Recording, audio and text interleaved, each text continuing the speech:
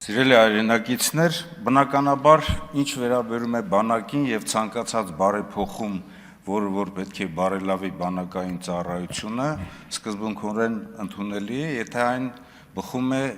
տվյալ երկրում ստեղծված իրավիճակից ելնելով եւ այն խնդիրներից, որոնք որ կան այսօր Հայաստանի Հանրապետության առջեւ։ Հայաստանի Հանրապետության սահմանային պաշտպանությունը շուրջ 100 կիլոմետր ավելացել է։ Ղարաբաղի 283 կիլոմետրին ավելացրել է Ադրբեջանի հետ սահմանը Զոդից մինչև Մեղրի։ Դրանից ելնելով մենք պետք է որոշում ընդունենք, թե ինչպիսին է մեր ազգային անվտանգության ռազմավարությունը եւ Պաշտպանության նախարարությունը պաշտպանական ռազմավարական վերանայում պետք է անի եւ դրանից բխող հարցերով պետք է ինքը իր համալրման ամբողջ գործընթացը կազմակերպվի։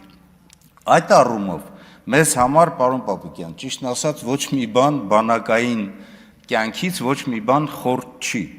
եւ բարեփոխումները, եւ զորակոչային ծառայության բարելավումը, եւ մրցակցության կազմակերպումը, եւ նաեւ ատեստացիան, եւ իհարկե նաեւ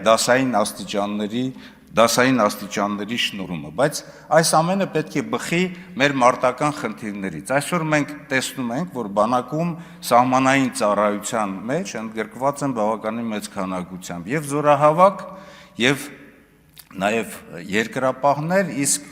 դրանց ընդգրկումը զինված ուժեր ազդում է բավականին նաեւ զինված ուժերի կարգապահության վրա։ Այստեղ խոսքը ոչ թե սահմանային պաշտպանությունն է, այլ ընդհանուր մարտական խնդրի կատարումը, իսկ մարտական խնդիրը դա մեր երկրի արժեվ դրված խնդիրները զինված ուժերի կիրառման պլանի հետ համաձայն իրականացնելն է։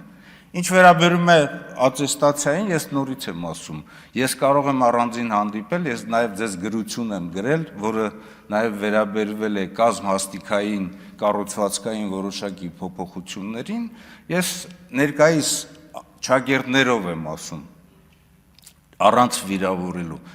ատեստացիոն համակարգը անհավասար պայմաններ է ստեղծում զինված ուժերի միջև, նորից եմ ասում, հրամանատարը ստանում է, թող ստանա բարձր աշխատավարձ, բայց պետք է այնպես անել, որ իր զորքն էլ ստանա բարձր աշխատավարձ, ընդ որում, որոնք որ գտնում են սահմանում։ Նորից ասում եմ, խնդրի լուծումը համալրման գործընթացը իրականացնելը իմ առաջարկն է, կուզեք ընդունեք, կուզեք չեք, բազային աշխատավարձի ավելացումն է։